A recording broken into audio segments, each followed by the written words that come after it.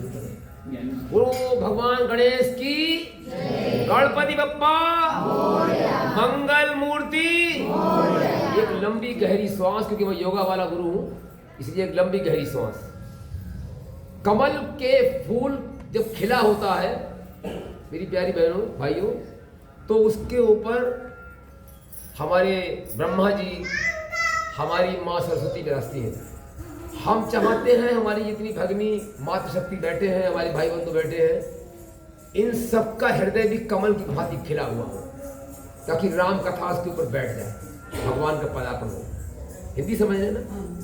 ठीक है, आइए 2 बार भगवान का नाम लें, हमारे साथ गाएंगे अच्छा लगेगा। श्री राम चले आना, मेरे राम चले आना, श्री राम सब लोग गाओ। मेरे राम चले आना, श्री राम चले आना, मेरे राम चले आना, श्री राम चले आना, मेरे राम चले आना। भक्तों की महफिल में प्रभु दरस दिखा जाना, भक्तों की प्रभु दरस दिखा जाना, प्रकट हो जाना हृदय में। और तुम सामने आ जाना, तुम सामने आ जाना, श्री राम चले आना, मेरे राम चले आना।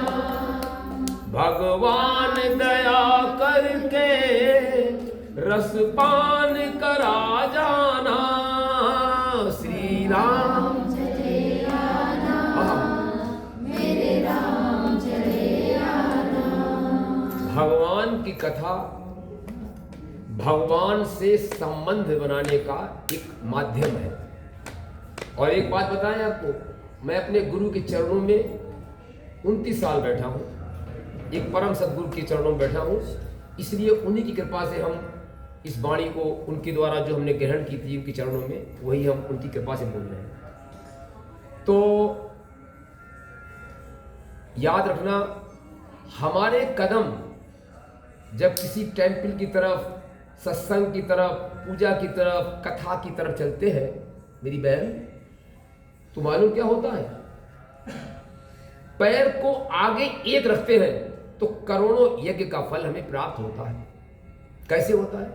संत मिलन को जाइए अथवा कथा श्रवण को जाइए, तज ममता अभिमान, ज्यों ज्यों पग आगे बढ़े कोटिन यज्ञ समान। इसको हम एक जो पुराणों की कथाएं हैं, अन्य कथाएं संतों की सिद्ध कर रहे हैं। एक घर में गुरु महाराज आते थे। आज गुरु पूर्णिमा का पावन पर्व है। गुरु पूर्णिमा के पावन पर्व पर सबसे पहले इस सुब्रमण्य स्वामी टेम्पल कॉम्प्लेक्स में आए हमारे भक्तजन, हमारी मातृशक्ति भगनी, इन सबको हम हार्दिक अभिनंदन करते हैं। उनका बहुत बहुत प्रणाम। वास्तव में देखा जाए तो श्रोता भगवान का ही रूप होता है। भगवान का रूप अगर ना हो तो यहां बैठ नहीं पाओ। वक्ता श्रोता में अपने श्री राम की छवि देखता है, अपनी मां जानकी की छवि देखता है। अगर वक्ता इस योग्य नहीं है, प्रभाव पड़ने वाला नहीं है। वक्ता स्वयं भगवान के मार्ग पर चलता हुआ एक चलता फिरता व्यक्ति है। और इस प्रकार से सबके हृदय में विराजित अपने सीताराम के युगल जोड़ी को मैं प्रणाम करता हूं। और मैं बताऊं आपके लिए, हमारा कदम जब चलता है मंदिर की ओर, पूजा की ओर, सत्संग की ओर, तो करोड़ों का यज्ञ का फल एक एक कदम में प्राप्त होता है। एक गृहस्थ में एक संत आते थे, हमारे यहाँ बचपन में भी एक आते थे, छोटे से दादा दादी परबाबा। हर घर में होता होगा कि शायद के गुरु महाराज आते होंगे, बाबा के ज़माने में, माँ के ज़माने में, नहर आपके पीहर में या मैं के उसमें ससुराल में। तो उन संतों का आगमन कब होता है? वर्ष में एक आध बार। एक संत महान तपस्वी थे, वो आते थे लेकिन घर में नहीं रहते थे। घर के अणु परमाणु अलग होते हैं। संत की दिव्य तपश्चर्या होती है, उनका मन नहीं लगता है सांसारिक कणों में।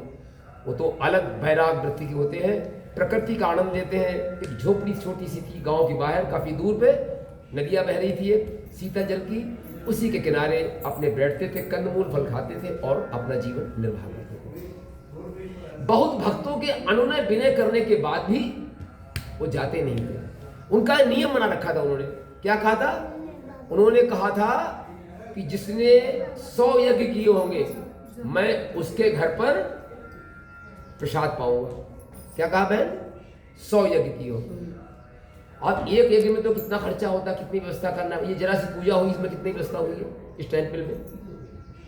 तो 4 बहुएं थी सेठ जी की, जिनके यहाँ गुरु आते थे। तो चौथी बहू जो नई नई आई थी, आपकी तरह बिटिया नई नई है, तो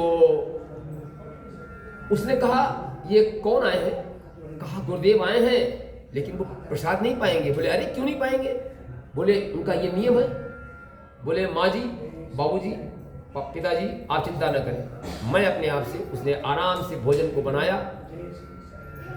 पवित्रता से, पवित्रता बनते ही संतों के यहाँ, वैष्णवों के यहाँ। और उसके बाद में तुलसी डालकर भगवान का वंदन किया, भोग लगाया, तुदीयम वस्त गोविंद तुम मेरे समर्पय। उसके बाद में वो प्रसाद लेके एक रेशम के वस्त्र से ढांककर धीरे धीरे धीरे धीरे मंदिर तक पहुंची।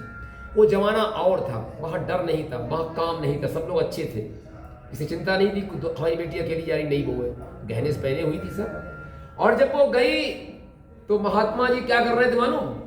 मधुर मधुर नाम सीताराम सीताराम, बोलो मधुर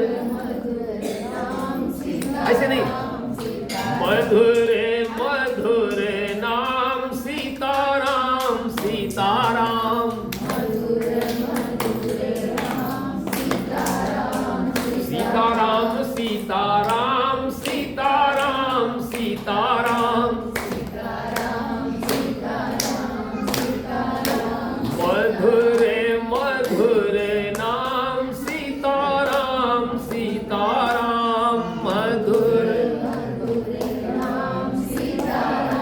जब उन महाराज जी का भजन पूरा हुआ तब उन्होंने दृष्टि डाली, अरे ये तो एक बेटी सामने खड़ी है सजी धजी, कुछ इसके हाथ में प्रसाद है, सब चाय खड़ी है, नम्रता सबको नीचे किए हुए। कहा बेटी कौन? कहा मैं उस सेठ की चतुर्थ बहू, छोटे वाले बेटे की हूं। बोले अरे क्या है, कैसे आई बेटा? कहा मैं आपके लिए प्रसाद लाई हूं। ना ना बाबा ना, बिटिया मैं प्रसाद नहीं पाता हूं, मेरा नियम तुझे मालूम है? बोले हाँ गुरुजी, मैं आपका नियम जान कर ही आई हूं। क्या 100 यज्ञ आपने किए हैं? बेटी बोली गुरुजी मैंने 100 यज्ञ नहीं, मैंने तो करोड़ों करोड़ों उनका गिनती नहीं है किए। बोले मैं समझा नहीं बेटी, ये क्या वाक्य बोल रही है, मेरी अटपटी बातें समझ में नहीं आ रही हैं।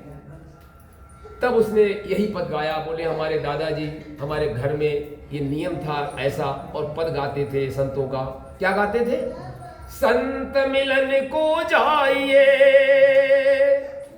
सजी ममता अभिमान,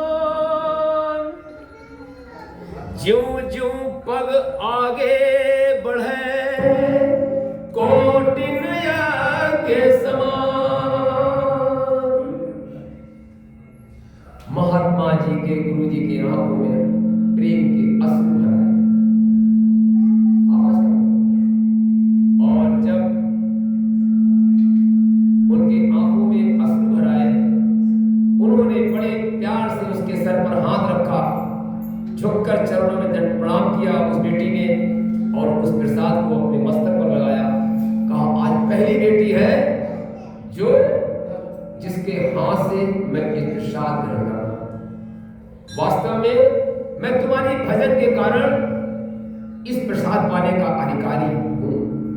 मैं सच कहता हूं बहन, मेरे गुरुदेव कहते थे आज गुरु पूर्णिमा है, और गुरु वाक्य पर जिसको अटल विश्वास है, देखो सबरी ने क्या किया था, गुरु पतंग ने कहा था, क्या कहा था? राम आएंगे आएंगे राम आएंगे, राम आएंगे आएंगे राम आएंगे, और मेरी झोपड़ी के भाग्य आज खुल जाएंगे, राम आएंगे, वो मेरी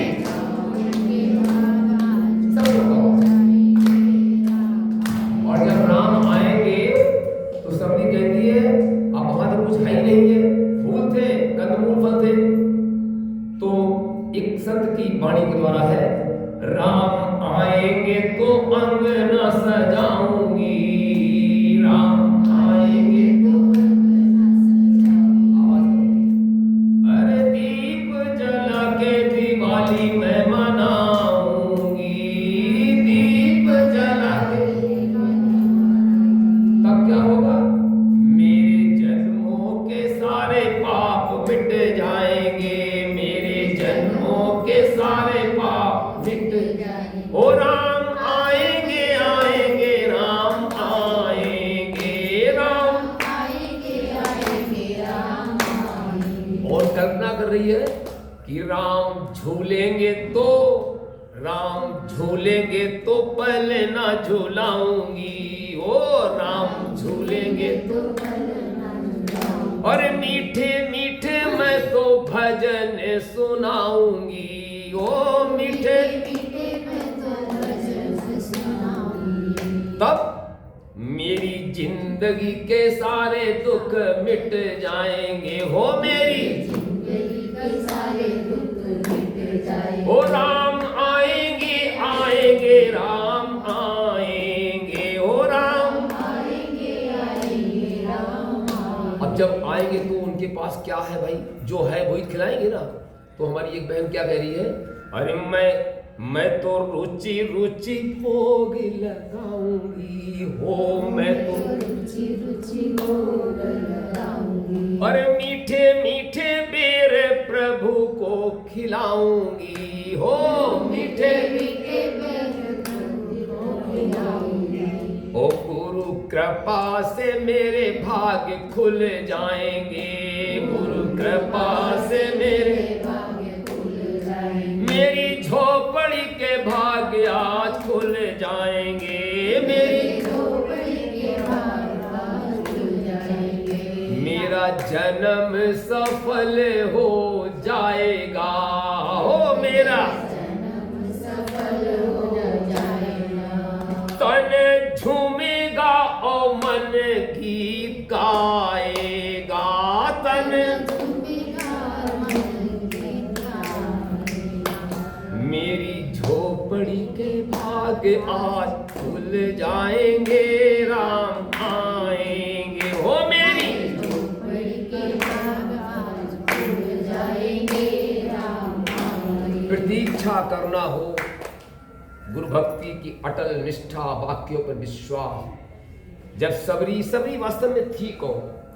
श्रवणी दीदी, ये इसका नाम था श्रमणी, सवर जाति की थी और भीलराज सवर की पुत्री थी। जब ये विवाह के योग्य हुई तो चिंता होती सबको है, शादी विवाह की, इसके हाथ पीले करें, अपने घर में जाए, हर माता पिता का कर्तव्य होता है। उसने एक वर्ष से शादी तय की तो उन्होंने कहा हम देखने आएंगे। पहले होता कि लड़की देखने आएंगे, शादी करने आएंगे। उस जमाने में ये देखने प्रथा नहीं, शादी करने आ रहे हैं। तो वो आने को थे अगले दिन। तो जिस दिन वो आने के थे तो बहुत बढ़िया तरीके से वहाँ सफाई सुथराई व्यवस्था हो रही थी। और उस जमाना में मांसाहारी लोग होते थे, बड़े बड़े अच्छे अच्छे जानवर, बकरा ये सब इस तरह से वहाँ के जानवर लोग थे, कटने के लिए आए हुए थे, सब बने हुए थे। कहा माँ माँ, सभी बोली, श्रमणा बोली कि ये कारण क्या है माँ, आज इतनी खुशी क्यों दिखाई दे रही है? आज ये जानवर सब बंधे हुए दिखाई पड़ रहे हैं, क्या कारण है माँ? माँ ने कहा बेटी, आज तेरी शादी है, विवाह है। बोले माँ मेरी विवाह क्या होता है? मैं जानती हूँ, सीधी शादी थी, भोला भाला कोरा कागज होता है ना, भगवान को बहुत प्यारा होता है। क्या होता है? निर्मल मन जन सो मोहि पावा, निर्मल मन जन सो मोहि पावा, अमोहि कपट जल छिद्र न भावा। कपट रूपी खटाई जब पड़ जाएगी दूध में, तो दूध, हमारे भगवान राम भी कपट से नहीं, वो तो प्रेम से रिश्ते हैं। हमारे किसी गुण पर, हमारी किसी आचरण पर उठते जीत जाते हैं, है ना। चतुराई पे नहीं रिश्ते हैं, सरलता पर रिश्ते हैं। सरलता से बोली माँ, ये कारण क्या है? माँ ने कहा बेटी तेरी शादी होगी, एक लड़का आएगा, वर आएगा, तुझे तुझे दुल्हन बनाएगा, और तू अपने दूल्हा के घर, अपने पाए घर जाएगी। बोले फिर? तो ये जानवर कैसे बैठे हैं, क्या है? वो क्या करेंगे? बोले वो ले जाएंगे, फिर गृहस्थी बनाएंगे। बोले गृहस्थी क्या होती? ऐसे प्रकार के प्रश्न करने लगी। साधारण भोली वाली थी, सोचने लगी बड़ा बवाल है, बच्चे जन्ना, उसके बाद बूढ़ा होना, फिर मरना, ये तो बड़ा गड़बड़ सरल मामला है। अच्छा माँ ये बताइए, जानवर टिके हुए हैं, तमाम बने हुए हैं, ये क्या है? बोले अरे इनके लिए बढ़िया बढ़िया इनका मांस बनेगा, सबको खिलाएंगे, पूरा यहाँ समाज आएगा, तुम्हारे पिता भीलों के राजा हैं, तमाम भील आएंगे, खाएंगे, उड़ाएंगे, आनंद लेंगे।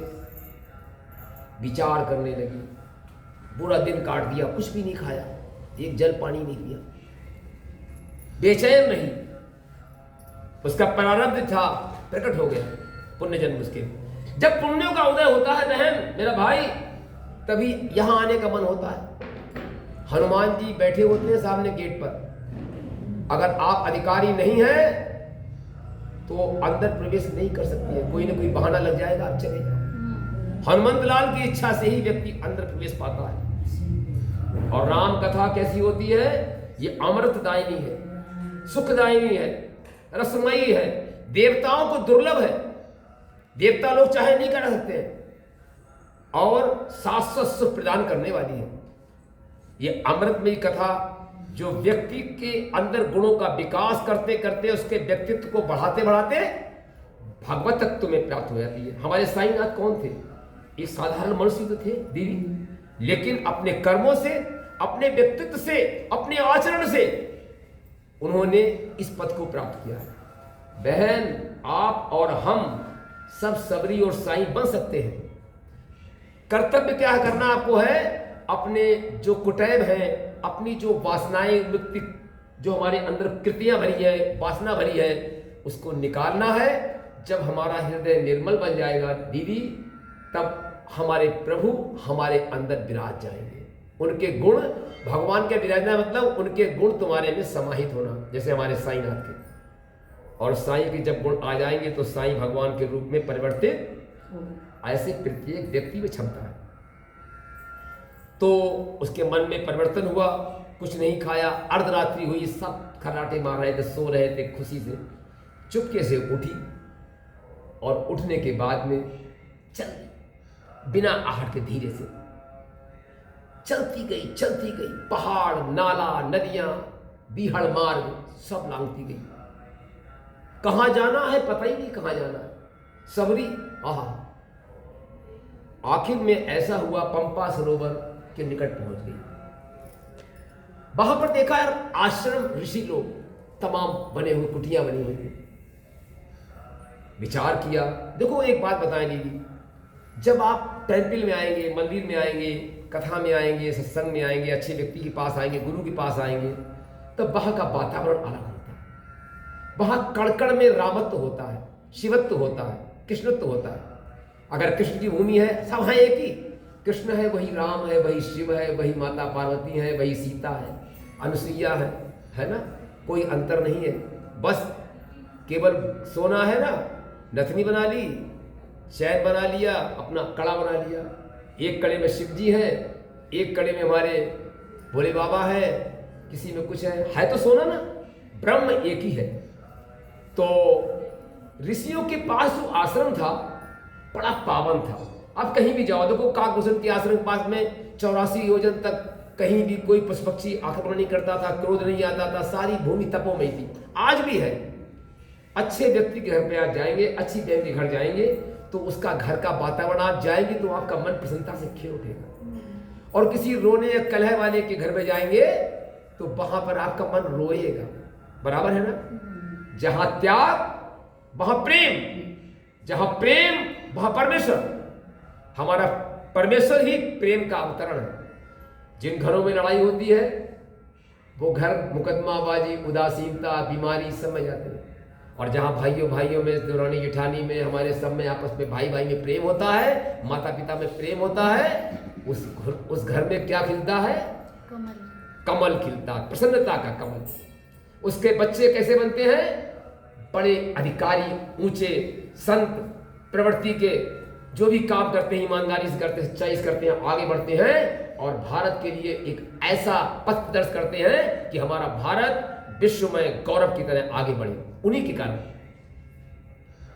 तो उन संतों के आश्रम के पास में जब सबरी गई तो उसकी पुरानी जो प्रारब्ध होता है ना, ये प्रारब्ध ही है दीदी, जो आप यहाँ आई हैं, जो मंदिर से जुड़ी हैं, भगवत तत्व में आई हैं, आपके पुण्य कर्मों के सब आई हैं, ऐसे नहीं आई हैं। आपके पुण्य कर्म प्रबल हुए तब आप अति हरि कृपा जाहि पर होई, पांव देई यही मार्ग सोई।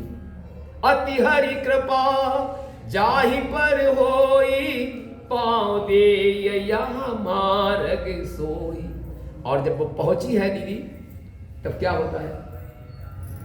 उसने देखा पंपा सरोवर से लेकर ऋषियों के आश्रम तक कांटे, झाड़, झंकड़, कूड़ा।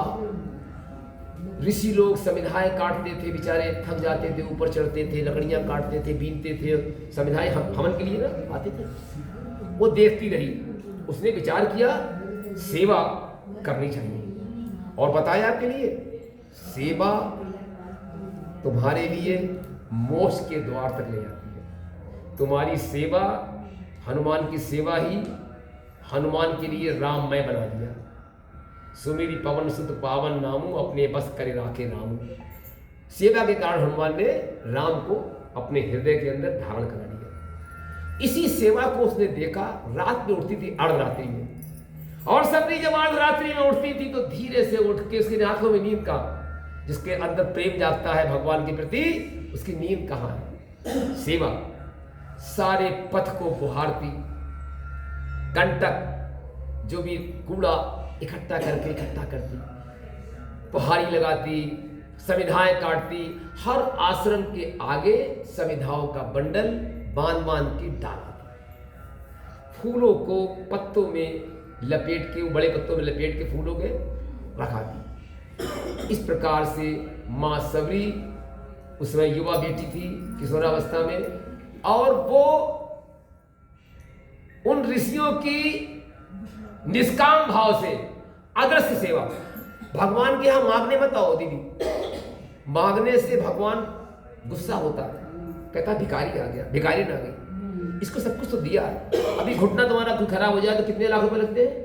हार्ट कुछ गड़बड़ हो जाए कितने लाख रुपए लगते हैं? इतना कीमती पावन शरीर, इतनी कीमती प्रकृति, इतनी सुंदर वायु, इतना बढ़िया जलवायु, इतना बढ़िया यहाँ का मौसम, ऑक्सीजन सबको दिया, फ्री जल, इतनी कृपा प्रभु कर रहा है, फिर भी ये मांग रहे हैं। परिश्रम करो, हाथ दिए हैं, पैर दिए हैं, अपना प्रारब्ध से पाओ। तब कहने का भाव यह है, वह अपने सेवा के द्वारा, अपने लगन के द्वारा, निष्काम कर्म के द्वारा, संत सोचने लगे, ऋषि मुनि लोग, कि कारण क्या है, ये परिवर्तन कैसे हो गया। मतंग ऋषि ने कहा कि पता लगाओ, लेकिन वो जल्दी भी आती, तब भी नहीं, वो तो 12 बजे 1 बजे आती थी। उसके बाद में मतंग ऋषि ने एक बार ऐसा हुआ, उसको किसी कारणवश देर हो गई, और मतंग ऋषि जा रहे थे स्नान के लिए, और उसकी निगाह पड़ गई, वो जा ही रही थी, पकड़ लिया। अरे रुक बिटिया रुक, कौन?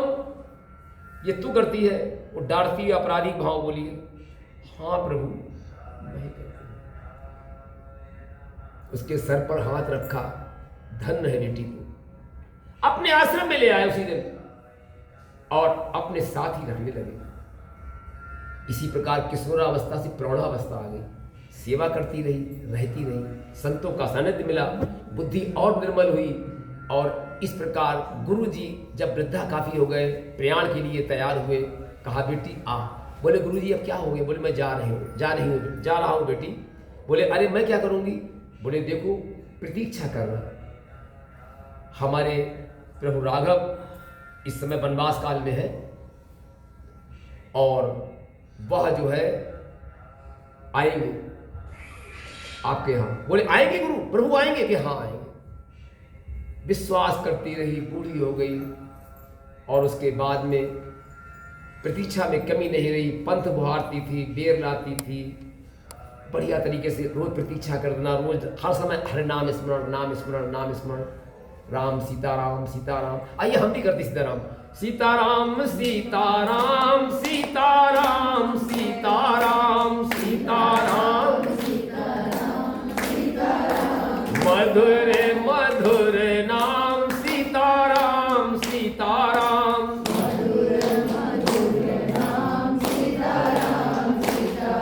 और यही करते करते खाल झुर्रिया पड़ गई, लठिया आ गई, कमर तिरछी हो गई, लेकिन प्रतीक्षा नहीं छोड़ी। और जब राम जी आए हैं ना, कबंध को मार के, कबंध को मारा हमारे राम जी ने, और उनको मारने के बाद में वो पधारे हैं पंपा सरोवर की तरफ, भिलनी की आश्रम तरफ। जब भिलनी की आश्रम की तरफ हमारे प्रभु राम और लक्ष्मण पधारे हैं सीता की खोज में, तो लक्ष्मण ने कहा प्रभु यहां तो मुझे वायुमंडल में राम राम राम राम सीताराम सीताराम, ये क्या है? हवा के झोंके आते हैं वो भी राम बोलते हैं, यहाँ की वायु में यहाँ कड़कड़ी उड़ता है वो राम राम करता है, कारण क्या है?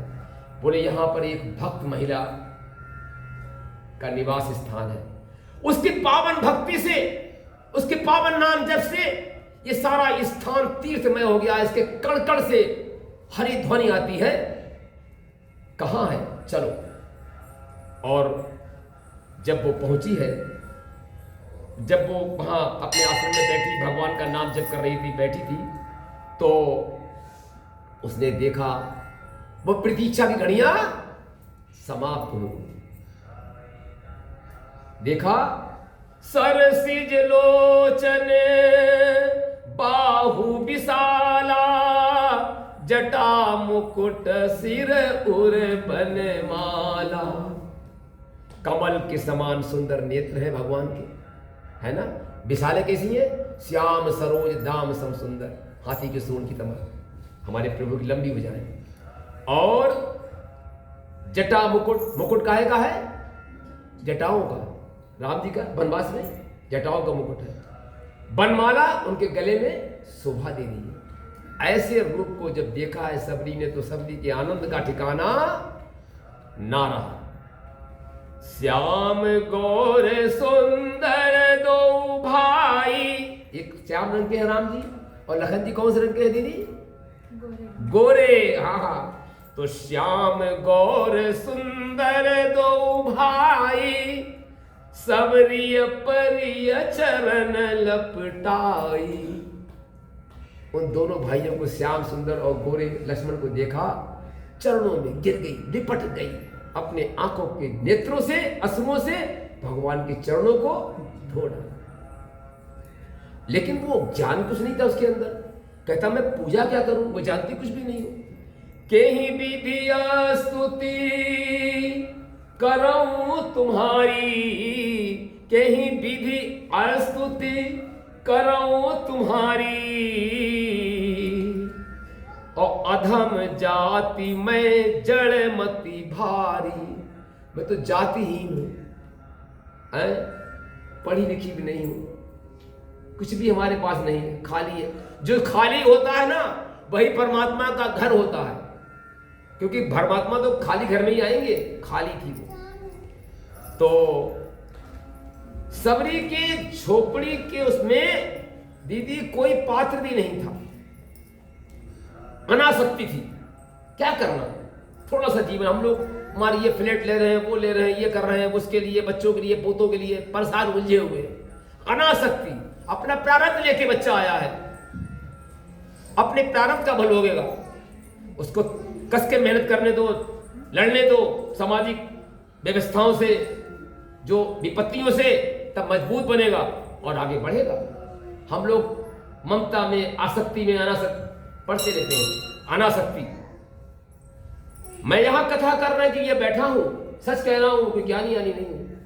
हमारे प्रभु साईं राम हमारे द्वारा माध्यम बनाकर अपनी जिह्वा, अपनी वाणी से सरस्वती के कृपा से हमारी जिह्वा में प्रकट हो गए हैं। जो वो हम कहने तो कुछ और आए थे, लेकिन हमने आप लोगों को पढ़ा, हमारे लिए जो भाई हमारे प्रभु ने बताया है वही बोलने लगा।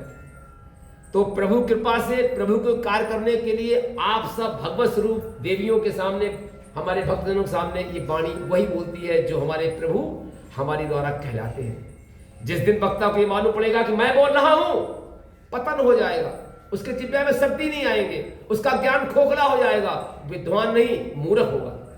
ध्यान रहे पहले, हमारी सरलता, हमारी निर्मलता ही हमें परमात्मा के समीप ले जाती है। तो सबरी ने कहा कि प्रभु किस प्रकार मैं स्तुति करूं, मैं तो अधम जाति की हूं, जड़ मत मारी बुद्धिहीन हूं, है ना। तो हाथों की उंगली को बनाया और पैरों पे गिर गई और जल कहाँ लेने जाती, प्रभु प्रेम में बहल दी। दीदी उसने अश्रुओं से ही अपने हाथों के दोने को उनके चरणों के नीचे रखा और पूरा धोटा ने जल, अश्रु जल से ही उन्होंने प्रभु राम के चरणों को धोया अपनी अंजलि में। जब वो धोया है उन्होंने तो जूठे फिर लाए, चक चक के, प्रभु जूठे हैं, जो नहीं जिन्हीं का जूठे हैं खाओ। लक्ष्मण हैरान थे, क्या करें क्या करें, प्रभु खाए निकल रहे, हम कैसे खाएं। वो नीचे लेते थे, फेंक देते थे, बचा के आ। राम ने देख लिया, कहा लखन, ऐसे जूठा वाला पेड़ तोड़ा, अपने मुंह में गया, अरे कितना स्वादिष्ट है, देखा कि नहीं, अब तो प्रभु की आज्ञा हो गई, अब कैसे मना करे, अब कैसे न खाए। तो उस बेर को लक्ष्मण ने खाया तो हैरान रह गया, मीठा नहीं था, गड़बड़ था। ऐसे देखा तो प्रभु ने आंखों में कह दिया कि मिठास तो इसकी भावना में भरी है। जैसे केले के छिकलों में सबरी का प्यार भरा हुआ था, भगवान खाए जा रहे थे, वो कूदा फेंकी जा रही थी, ऐसा ही प्यार हमारी मां सबरी के उन जूठे और कसेले बैलों में था। एक बार याद है, जिस समय हमारे राम जी दूल्हा बने थे, जनक जी आ, लोगों ने पूछा प्रभु प्रसाद कैसा लग रहा है, 56 प्रकार व्यंजन, जनक आहा विदेह। प्रभु राम ने क्या कहा, कहा मैया बहुत सुंदर भोजन है, लेकिन सबरी मैया की बात नहीं आ रही है, हमारी पिदराही वाली बात नहीं आ रही है तो ठीक है, वो प्यार कहां है। हम सच कह रहे हैं, आहा, हमारे भोजन को अगर चितला के परसा जाएगा, मन से परसा जाएगा, तो वो वैसा भोजन भी हमारे लिए अमृत हो जाएगा उसके देने की पद्धति में। रही मन रहिला की भली, रही मन रहिला की भली, जो परसे चितलाए, परसत मन मैला करे, बा मैदा जरी। उस जमाने में चने खाते थे घोड़े, आटा हम, तो उन्होंने चना की उपमा दी है, वैसे उल्टा मामला हो गया, चना महंगा हो गया है।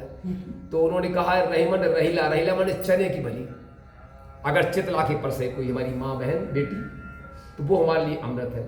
सुंदर स्वादिष्ट भोजन भी उसके अनखाए हुए परसने के बाद हमें पसंद नहीं है। आपको याद होगा 550 वर्ष पूर्व एक ऐसा मसीहा जहां पैदा हुआ है सरदारों में, नानक, गुरु नानक।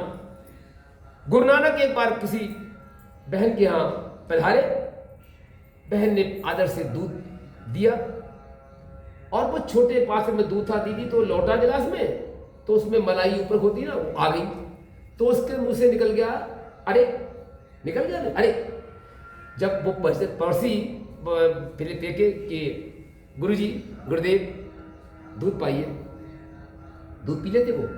बोले बेटी इसमें कुछ पड़ा है, बोले नहीं तो कुछ भी नहीं है, मैंने देखा कुछ भी नहीं पड़ा है। बोले ध्यान से देखो, नहीं दिखाई पड़ रहा है। बोले इसमें अरे पड़ा है। क्या पड़ा है?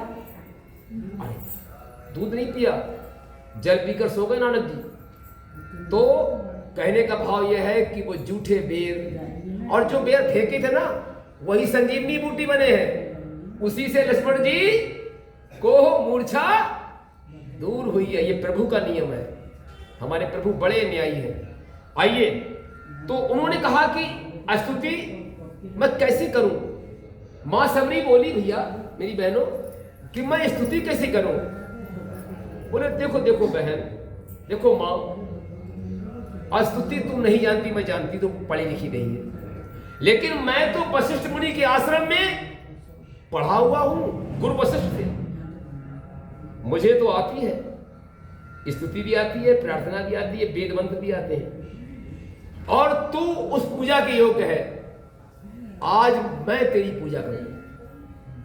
न जाने कौन से गुण पर मेरे प्रभु रीझ जाते हैं, मेरे प्रभु रीझ जाते हैं। न जाने कौन से गुण पर मेरे प्रभु रीझ जाते हैं। यही सदग्रंथ कहते हैं, यही हरि भक्त गाते हैं। नहीं स्वीकार करती है निमंत्रण नृप सुयोधन का। सुयोधन के यहाँ 56 भोग नहीं खाए। विदुर के घर पहुंच कर भोग वो छिलकों का लगाते हैं, वो छिलकों का लगाते हैं। न जाने कौन से गुण पर मेरे प्रभु रीझ जाते हैं, मेरे प्रभु रीझ जाते हैं। कठिनता से चरण धोकर मिले द्रग बिंदु विधि हरि को, स्वयं की वट के घर जाकर वो चरणोदक लुटाते हैं, वो चरणोदक लुटाते हैं। जब वामन भगवान ने राजा बलि से पृथ्वी मांगी थी, अपना पैर फैलाया था एक पग में, तो वो अंगूठा कहाँ गया था? ब्रह्मलोक में। तो जल्दी से कमंडल में बहुत सावधानी से उनके अंगूठे को अपने कमंडल में ले लिया था। एक अंगूठे को धोने की कितनी मेहनत करनी पड़ी, ब्रह्मा ऐसे व्यक्ति। और भगवान राम हमारे केवट के किस बात पर रीझ गए प्रेम में, कि चरणों को रख के और धुलवा रहे कठोता में। और वो बड़ा होशियार था, कह रहा प्रभु आप गिर जाएंगे, एक पैर से खड़े हमारे सर पे हाथ रख दो। तो प्रभु ने हाथ भी रख दिया, धन्य हो गया। हाथ भी रख रहा है, भगवान पैर भी धुला रहे हैं। तो न जाने कौन से गुण पर दया निधि रीझ जाते हैं, मेरे प्रभु रीझ जाते हैं। हमारे प्रभु कैसे हैं? कैसे भी जाते हैं। ध्यान रखो, भगवान सबरी की पूजा कर रहे हैं। तुझे नहीं आता है, मुझे आता है, मैं तेरी पूजा करूंगी। सच कह रहा हूं, भगवान की भक्ति में भगवान अपने भक्त को अपना रूप प्रदान कर देता है। जिसे जटायु को किया, जिसे मीरा को किया, कबीर को किया, अपना ही सशरीर ले गए। तुकाराम हमारे महाराष्ट्र में है, सशरीर चले गए। अपनाते हैं प्रभु तो पता नहीं कैसे अपना लेते हैं। आज भी अपनाएंगे आपको। अपने पात्र को साफ रखिए, हमको आशीर्वाद दें, हम अपने पात्र को सही रख के आपको सही मार्गदर्शन करें। उन रास्तों पर मैं भी चलूँ, हमारी बहनें भी चले, हमारे भाई भी चले। इस प्रकार से जो योगियों के लिए दुर्लभ था, वो गति ऐसे संतों ने, सबरी ने, सबने पाई है, केवट आदि ने। और उसके बाद में सबरी बोली प्रभु, एक घटना और भी आती है। सबरी स्नान कर रही थी, संतों ने उससे कहा कि अरे ये अछूत भिलनी निम्न जाति की जड़मती, इसने पैर हमारा पंपा सरोवर गंदा कर दिया। बहन ऐसा कहा जैसे ही किसी भक्त का अपमान होता है, मेरी बहन वो पानी रक्त में बदल गया। और लोगों ने कह दिया मतंग ऋषि से कि वो पापनी ने पैर डाला है और वो सब जल निर्मल रक्त दूषित हो गया, सदृश हो गया। मतंग ऋषि की आंखों में आंसू आ गए। जानते थे गुरुदेव अंतर्यामी होते हैं, तुम्हारे मन की बात को जानते हैं। गुरुदेव ने कहा तुम सबरी की भक्ति पर नहीं पहुंच पाओगे, वो नवदा भक्ति कर रही है। उसकी भक्ति के कोटि कोटि ऊंचाई को तुम कभी नहीं छू सकते हो। मुनियों कितना भी तपस्या कर लो, कितना भी वेद पढ़ लो, मंत्र पढ़ लो, पूजा पाठ कर लो, जाओ उससे निवेदन करो मां सबरी से कि वो अपने पैर का अंगूठा अगर उस जल में स्पर्श कर देगी ना तो सारा जल निर्मल हो जाएगा। संतों ने गुरुदेव की बात सुनी, माथा ठनका, अनुनय विनय करके सबरी डर रही थी, पापनी मैं जाऊंगी, ये लोग डांट रहे हैं, मैं कैसे वहां पहुंचू। और जैसे ही सबरी मैया ने उस जल में अपने पैर के अंगूठे को स्पर्श कराया, मेरी बहन सारा जल निर्मल हो गया। बोलो राजा रामचंद्र की जय, श्यावर रामचंद्र की जय, पवन सुत हनुमान की जय, गुरुदेव भगवान की जय। संतों का चरित्र ऐसा होता है, कहे नहीं मिलता है। आपको जानते नहीं है, भारत का चरित्र में एक बार कहा था, भारत का चरित्र कैसा होता है मालूम दीदी? भगवान अगर कहीं प्रकट हो जाए हमारे सामने, आपके सामने, और खुश होकर कहने मांग ले जो मांगना है, और आपके मुंह से निकल जाए कि मैं प्रभु आपकी वाणी से भरत चरित्र सुनूंगा, इतना जो कहोगी बहन ना, तो हमारे प्रभु राम के आंखों में आंसू छलछलाए, बोले मैं ये तुमको नहीं दे पाऊंगा। मेरे भक्त, मेरी बेटी, मेरे भाई, बच्चे, तुम कुछ भी मांग लो, मोक्ष मांग लो, दुनिया का संपदा मांग लो, ये नहीं। बोले क्यों? बोले मैं जानता हूं अपने भरत भैया का चरित्र को, लेकिन मैं कह नहीं सकता, क्योंकि मैं अपनी वाणी से समझ सकता हूं, लेकिन मेरी वाणी बोल नहीं सकती है। अब भला बताओ, राम की वाणी भरत चरित्र कहने में सच्चा रही है, तो एक छोटा सा व्यक्ति, एक छोटा कथावाचक कैसे कर सकता है?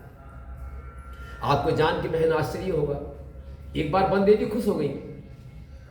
अब देखो, मैं कथा कुछ और करने जा रहा था, लेकिन हमारे राम जी ने कहा ऐसे चलो, जो आदेश आता है वही दीदी हम आगे को बढ़ा देते हैं। आइए एक बार राम का नाम ले, सीताराम सीताराम सीताराम सीताराम सीताराम सीताराम सीताराम सीताराम सीताराम सीताराम सीताराम। ध्यान रखना भैया, ये तालियां गिनी जाएंगी। भगवान के यहाँ पर हनुमान जी डायरी लिए बैठे हैं, कितनी तालियां बज रही हैं। तालियां न बजने का मतलब है कि अहंकार है, सच बात भैया। तालियां बजने मतलब हम बिल्कुल शून्य है, पहचान है। और 3 फायदे हैं बेटी। पहला फायदा है एक्यूप्रेशर, हम तो योगा शिक्षक है ना, ये एक्यूप्रेशर है। दूसरा फायदा यह है कि हमारे वृक्ष के ऊपर चिड़िया बैठी हैं, ठीक है ना, और चिड़िया से जो सब उड़ जाएंगी। तो हमारे दिमाग में जो विषय रूपी वासनाएं भरी हैं, हरि हरि राम जो भी बोलेंगे आप, तालियां बोलेंगे, सब की आवाज करेंगे, सब उड़ जाएंगे। और तीसरी बात, हमारे हनुमंत लाल लिखते हैं कि कौन व्यक्ति यहाँ पहचान उतारा भैया, तुम डीआईजी हो, तुम बड़े ऑफिसर हो, तुम किसान हो, तुम सेनाध्यक्ष हो, छोड़ो, बाहर उतार दो जूता। यानी एक जूता है पहचान का और एक जूता है ईगो का। ईगो रूपी जूता, पहचान रूपी जूता उतारो, सरलता से आओगे, आपके पात्र में कुछ ना कुछ पड़ जाएगा, जीवन परिवर्तन हो जाएगा। सच कह रहे हैं। तो क्या होता है बहन, ध्यान से सुने हमारी बात। कहां पहुंच गया मैं? वन देवी ने प्रकट होकर कहा, वनगमन के जब उनका कार्य चल रहा था जंगल में, कहा प्रभु कोई सेवा बताओ, हम आपकी क्या सेवा कर सकती हैं? प्रभु ने कहा कुछ नहीं, बड़े ना, कुछ तो बताओ प्रभु, हमें अपनी सेवा का मौका दो, ये मेरे लिए बहुत सौभाग्य होगा। ऐसा कहा। प्रभु राम ने कहा देखो, आज हमारा भरत भैया चल दिया है अयोध्या से मनाने के लिए, क्योंकि राम गए थे ना, तो जब राम चले थे ना, तो मुकुड़ा मोड़ चले, आज हमारे राम अयोध्या छोड़ चले। डगर डगर पर नीर बहाए सभी अयोध्यावासी, जिनको राज तिलक होना था वही हुए वनवासी। मुखड़ा मोड़ चले, आज हमारे राम अयोध्या छोड़ चले। राम अयोध्या से गए थे तो राम का सारा सुख राम अपने संगी ले गए थे। सोनी अयोध्या हुई थी। सीता बिना मोरी सोनी रसोई, लखन बिना ठकुराई। राम बिना मोरी सोनी अयोध्या, महल उदासी छाई, मुखड़ा मोड़ चले, आज हमारे राम अयोध्या छोड़ चले। अपने पिता के वचनों को, अपनी माँ कैकेयी के वचनों को निभाने के लिए वनवास 14 वर्ष का राम चल दिए थे। जब राम पहुंचे, भरत जी का आगमन हुआ, भरत ने सुना, बहुत रोए, राम को मनाने के लिए चले। तभी वनदेवी का प्रसंग है ये बहन। वनदेवी ने कहा, आज्ञा प्रभु। बोले हमारा भरत आ रहा है। तब बोले सारा रास्ता जो है उसके यहां तक आने का कंटक विहीन कर दो, बादलों से कह दो उनके ऊपर छाया करें, उनको तकलीफ नहीं होना चाहिए। सच कह रहे बहन। तो वनदेवी ने कहा, प्रभु तुम्हारा राम बड़ा कोमल है क्या? क्या कहा? तुम्हारा राम बोलो बड़ा कोमल है, उसके पैर इतने नाजुक हैं कि कांटे आप भी तो आए थे प्रभु, आपके भी तो कांटे लगे थे, आपने भी उस बीहड़ रास्ते को पार किया था, फिर आखिरकार भरत में ऐसी क्या बात है कि आपका भाई नहीं है या कमजोर है? बोले वनदेवी, भारत के अंदर इतनी ताकत है, इंद्र का वज्र अगर उसके ऊपर छू भी जाएगा तो टुकड़े टुकड़े होकर गिर पड़ेगा, इंद्र का वज्र। बोले फिर क्या बात है, आप आए थे, आपने तब नहीं कहा हमसे? बोले मैंने इसलिए कहा है वनदेवी कि हमारे भरत भैया को रास्ते में अगर एक भी कांटा लगा, एक भी कंकड़ चुभा तो उसके प्राण निकल जाएंगे। बोले क्यों? बोले वो इसको याद आएगी कि हमारे भैया भाभी, लखन भैया, राम भैया, माँ, भाभी हमारी सीता जानकी उस पथ पर गई हैं, उनको भी ये पंखा लगा होगा, ये कांटा लगा होगा, और उस पीड़ा से उसके हृदय के टूक टूक हो जाएगा। मैं नहीं चाहता हूं कि मेरे भारत का हृदय टूक टूक हो। इस प्रकार से वनदेवी ने चरणों में मंगल मस्तक नवाया और भरत का रास्ता सुगम बनाया। इतना प्यार करते थे। एक बार याद है, गंगा में नहाने के लिए आपने देखा ना, भरत खंडे वो संकल्प करते हैं पंडित लोग दक्षिणादि के, जो स्नान का होता है। तो भरद्वाज जी के आश्रम में जब भरत पहुंचे, तब हमारे भरत ने कहा कि राम हमारे पर दृष्टि भी डालेंगे नहीं डालेंगे, मैं तो अपराधी हूं। भरत अपराधी नहीं है, लेकिन अपने आप को अपराधी मान रहा है। भाई माँ की गलती थी, उसकी बेचारे क्या गलती थी? तो भरद्वाज मुनि मालूम क्या कहा दीदी? नहीं पता। ऋषि भरद्वाज ने, बड़े तपस्वी ऋषि, बोले राम अपने अच्छे पुण्यों का फल होता है जीवन के, उसका फल मिलता है राम का दर्शन, और तुम्हारे दर्शन का फल है भरत दर्शन। मैं सच कह रहा हूं, मैंने नेत्रों से देखा है भरत बेटा, भरत भैया, कि नहाने समय जिस समय जल में संकल्प ले रहे थे, तो ब्राह्मण बोलता था भरत खंडे, भरत का नाम सुनते ही खन उनके कई बार हाथ से जल छूट जाता था। भरत कहने से उनके हाथ छूट जाता था। तुझसे कितना प्यार करते हैं तू नहीं जानता। तब भरत का विश्वास हुआ कि हमारे प्रभु हम पर कृपा करेंगे। इस प्रकार से भरत चरित्र अनमोल चरित्र है, भरत की बातें अनमोल है। भरत का एक और प्रसंग भी आता है, सुनेंगे आप? बहुत ध्यान से सुने। राज्याभिषेक हो गया है, भगवान का राज्याभिषेक। ये पर्चे काम में नहीं आ रहे, जो हमने सोचा ये बोलेंगे कुछ भी काम नहीं आ रहे। सच कह रहा हूं मैं। भारत के कारण राम राज्य हुआ। भारत ना होता तो राम राज्य होता? जब राम राज्य हुआ तो हनुमंत लाल पूंछ उठा उठा के दौड़ दौड़ के भाग रहे थे, इधर भाग रहे उधर भाग रहे थे। पूछा कि क्या बात है, किसी ने कारण क्या, तुम किसको खोज रहे हो? बोले जिसके कारण राम राज्य हुआ है, भरत कहाँ है, मेरा भरत कहाँ है, मेरा भरत भैया कहाँ है? दिखाई नहीं पड़ रहा है, कहीं नहीं मिले। आखिरकार बहुत ढूंढने के बाद में उनकी दृष्टि भगवान राम के पीछे जो चमर लिए होते ना, छत्र, वो सर को नीचे किए हुए आंसू से धार निकल रही है और पकड़े हुए सर की अपराधी को। हनुमान ने कहा भरत भैया, धीरे से नजरें उठाई, कहा हाँ हनुमान क्या बात? बोले आप यहां? बोले हाँ मैं यहां। क्यों? बोले मेरा नाम एक बार आया था भगवान के राज्याभिषेक के समय, तब भगवान को 14 वर्ष तक वनगमन हुआ। प्रत्यक्ष भरत अगर आ गया राम के सामने इस समय राज्याभिषेक के समय, तो राम का क्या हाल होगा, ये सोचकर मेरा हृदय टूक टूक हो रहा है। इसलिए मैं यहीं खड़े रहने लगा। इसकी शिकायत करने पहुंचे कौन? शिकायत करने पहुंचे भरत की हनुमंत लाल राम जी से। समझ में आ रही कथा? जब राम जी के पास गए, राम से कहा, प्रभु जानते हो तुम भरत कहां है? बोले कहां है हनुमंत लाल, दिखाई नहीं पड़ रहा है। अरे बोले आपके पीछे खड़ा है छत्र लिए हुए। बोले ठीक तो खड़ा है। हनुमान जी ने ऐसे देखा राम के लिए पहली बार। अरे निष्ठुर है स्वामी, आप बहुत कड़े हैं, आप सुन भी रहे हैं? भरत छत्र लिए आपके पीछे खड़ा है। बोले ठीक खड़ा है, कैसे प्रभु? राम ने कहा, शासकों का काम है राज्य पर बैठना, लेकिन छत्र छाया किसकी हो? संत की हो। सब शिवाजी ने महाराज ने राज्य किया, लेकिन उनके ऊपर छाया किसकी थी? बोलो। समर्थ गुरु स्वामी समर्थ रामदास, समर्थ स्वामी रामदास गुरु जी, उनकी कृपा से ही तो बैठे। वशिष्ठ की कृपा से ही तो राम का राज था। और जो मुनियों की, हमारे घर में भी गुरु की कृपा से ही उनके प्रकाश चलता रहता है। हमारे बच्चे विकास करते हैं, हमारे घर में समृद्धि आती है, गुरु कृपा से ही। सच कहना है। तो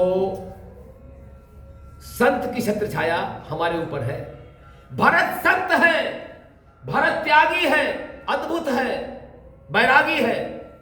उसकी छत्र छाया में मैं राज्य कर सकता हूं, वैसे मुझे शासन राज्य करने का अधिकार नहीं है। जब ये सुना तो हनुमंत लाल चरणों में गिर पड़े। कहा, प्रभु धन है आप, धन है भरतलाल। बोलो भरतलाल की जय, भरतलाल की जय। इस प्रकार से एक अंतिम प्रसंग कर रहा हूं मैं, वही प्रसंग निकल रहे हैं। 6 महीना बीत गए राज्याभिषेक के, ठीक है दीदी? 6 महीना जब बीत गए, कुछ समझ में आ रहा है? एक बार राम नाम बोलो। क्या बोलेंगे आप? हाँ, आहा, आओ।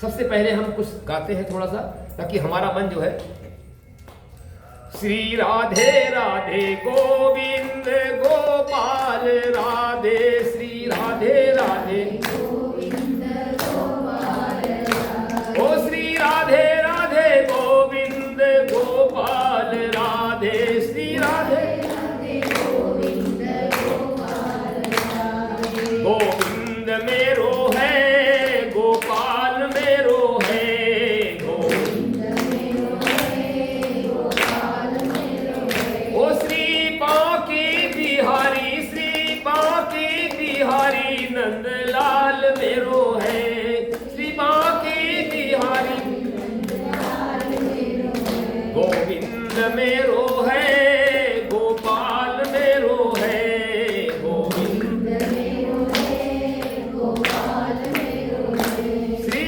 बांके बिहारी नंदलाल मेरो है।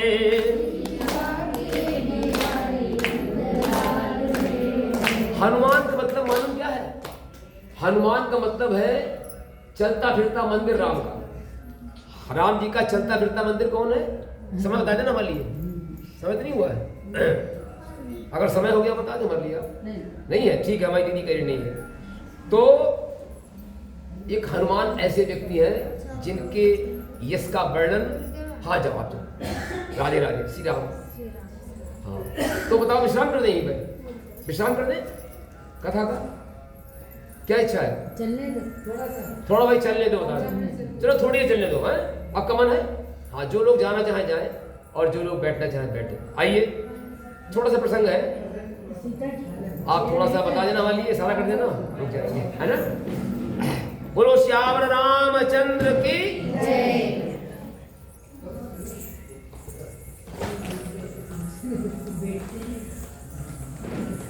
छोटी सी बात है, हनुमान जी बस विश्राम कर रहे हैं। हनुमान जी 6 महीने के बाद में, जब वानरों की विदाई हो गई थी राज्याभिषेक के बाद, तो हनुमान जी और सारा परिवार बैठा हुआ था। अंतिम कथा है मेरी, आप ध्यान से सुनिए। तो कथा कभी अंत नहीं होती है, कथा विश्राम होता है, मैं भूल गया। भगवान राम 6 माह के बाद सारे बानरों की विदाई करते हैं, ना चाहते हुए जाना पड़ता है। अकेले हनुमान रुकते हैं। हनुमान रुके हुए थे।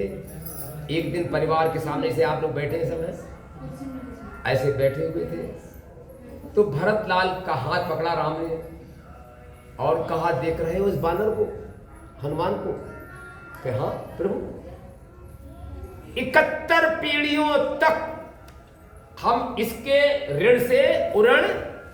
अरे आ गई आप, बहुत बहुत धन्यवाद। देखो राम के पास आई है, हनुमान लाल। नहीं, मुझे तो आना ही है, लेकिन औरों की वजह से जाना पड़ता है। हनुमान जी जिसे चाहेंगे वही रुकेगा, वरना कोई नहीं रुकेगा।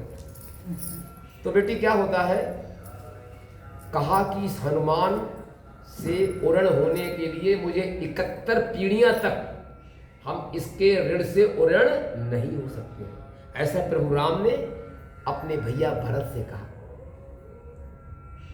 तो अच्छा हनुमान, हम चाहते हैं कुछ मांग लो। कहा, प्रभु क्या मांगे? आपके चरण मिल गए हमारे लिए, आपकी भक्ति मिल गई, और क्या चाहिए हमारे लिए? जिसके पास प्रभु है, प्रभु मतलब मालूम क्या है? प्रभु को आप क्या अर्पण करेंगे? कुछ नहीं। सारा सामान बनाया तो प्रभु नहीं हमारे हैं। सांसारिक वस्तु, भोग जो भी है भगवान का ही तो है। अरे लक्ष्मी जिसकी पत्नी है, रत्नाकर जिसका ससुर है, सारा ब्रह्मांड उसके तिल भर मात्र में है। ऐसे प्रभु को हम क्या दे सकते हैं? है ना? वेद की ऋचाएं जिनका गान करती हैं, हम उनकी वंदना तुच्छ क्या करें? उनके लिए क्या देने का अधिकार हमारे लिए? ऐसा हनुमंत लाल ने कहा, प्रभु मैं क्या मांगूं आपसे? सब कुछ आप ही का तो हमारे पास है। कहीं नहीं, आज मेरी इच्छा है, मांग लो। जब बहुत कहा तो हनुमान जी ने क्या कहा दीदी मालूम? क्या कहा? कहा, प्रभु आप अपने आप को हमारे हृदय मंदिर में स्थापित कर दो। क्या कहा? आप अपने आप को हमारे हृदय मंदिर में पधारो। राम जी ने कहा, ठीक है भाई, अब मैंने कह दिया तो जो कहेंगे वो करना पड़ेगा। राम आज्ञा, राम वचन है। राम जी ने अपना धनुष बाण ऐसे करके उतारा और हनुमान के हृदय में प्रवेश करने के लिए तैयार हुए।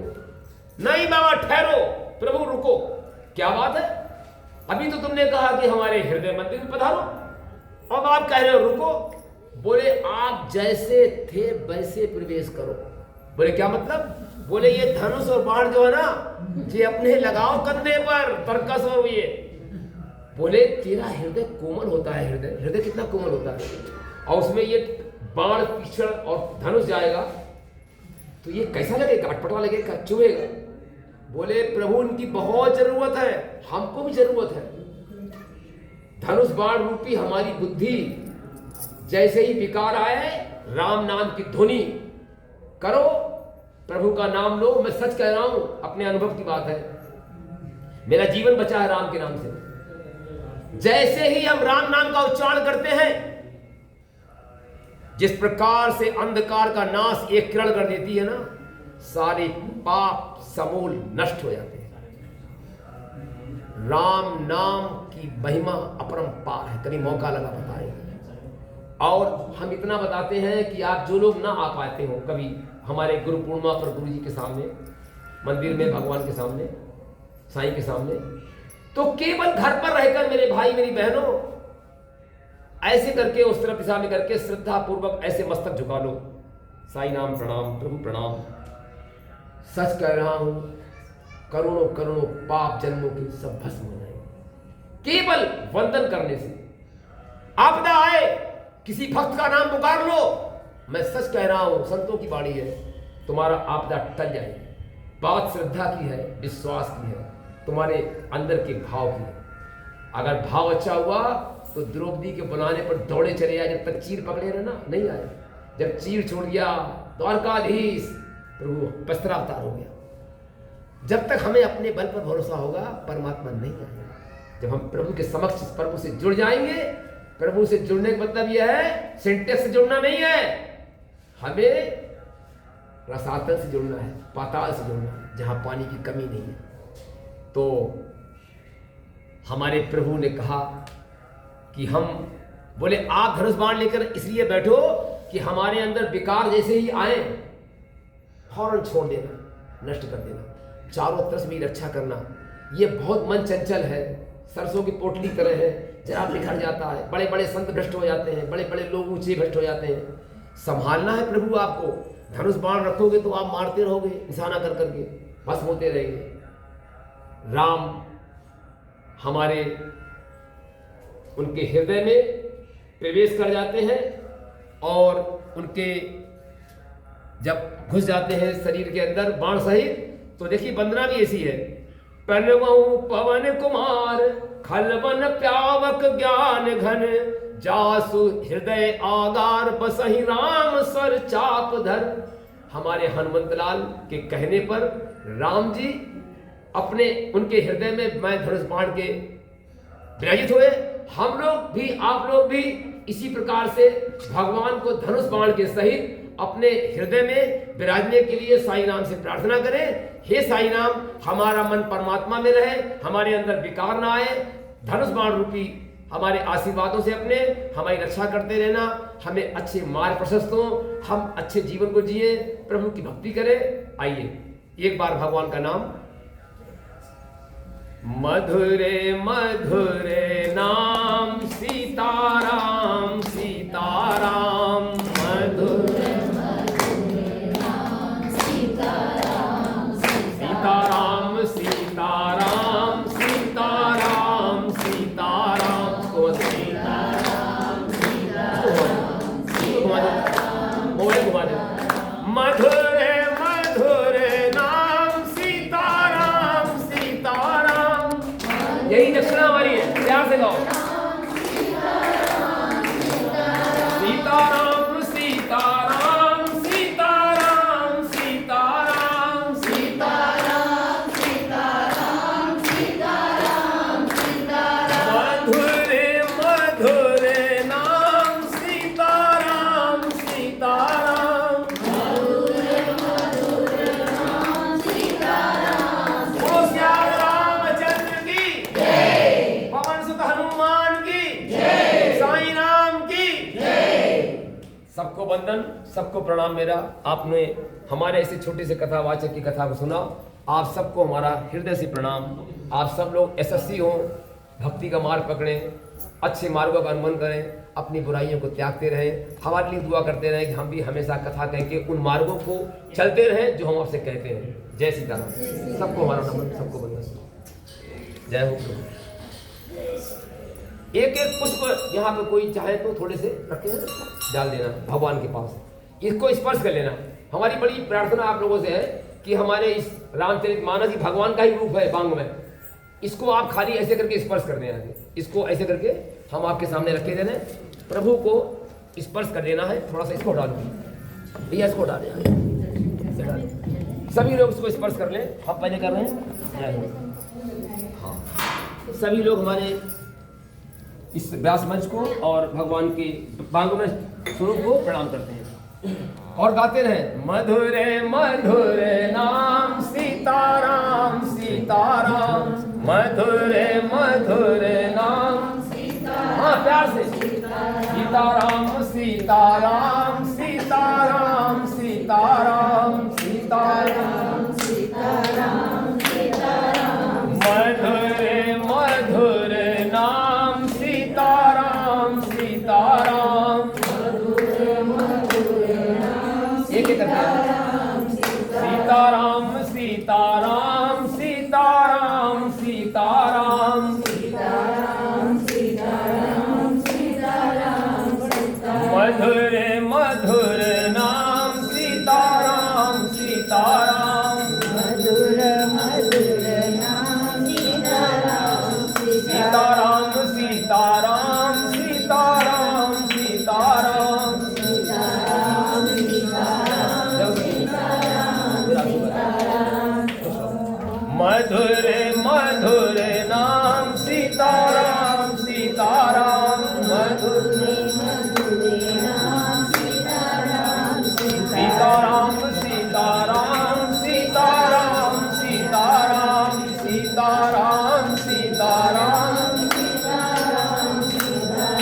सबको स्पर्श कर लिया बस। मधुर मधुर नाम सीताराम सीताराम, मधुर सीताराम सीताराम सीताराम सीताराम। की जय। वो सतगुरु भगवान की, बोलो साईं राम की। बहुत बहुत सुंदर, बहुत बहुत धन्यवाद। हाँ पुष्प, इसको स्पर्श जरूर कर लेगा। हमारे गुरुदेव की आज्ञा थी कि ग्रंथ को छूना चाहिए, स्पर्श करना चाहिए। बस जो भी धन आए, ये धन इसी संस्था के लिए, हमारे इसी सुब्रह्मण्य टेम्पल के लिए, हमारी तरफ से, हमारी तरफ नहीं भक्तों की तरफ से आपने प्रदान कर। हमने आज तक पैसा नहीं लिया, ठीक है ना, कमी नहीं है आज तक जीवन में, ना देंगे सब भगवान की प्रार्थना।